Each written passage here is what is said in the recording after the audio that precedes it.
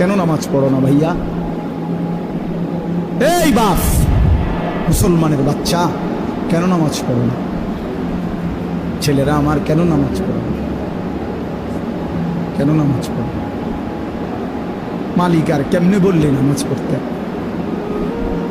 রাসূলুল্লাহ সাল্লাল্লাহু আলাইহি ওয়াসাল্লাম হাসরের ময়দানে জিজ্ঞাসা করবে, উম্মত, পিঠটা তায়েফের পাথরের আঘাতে চালনির মতো ছিদ্র বানায় ফেলছিলাম, ক্ষুধার কষ্টে পেটে পাথর বাঁধছিলাম, 3 মাস আমার ঘরের চুলায় আগুন জ্বলে নাই, আমি উম্মত দান দান শহীদ করে রক্তে ভাসে গেছি, 23টা বছর আমি কোনোদিন ঠিক মতো ঘুমাই নাই, এত কাঁদলাম, এত রক্ত ঝরাইলাম, বিনিময়ে তোর কলিজাটা নরম করতে পারলাম না,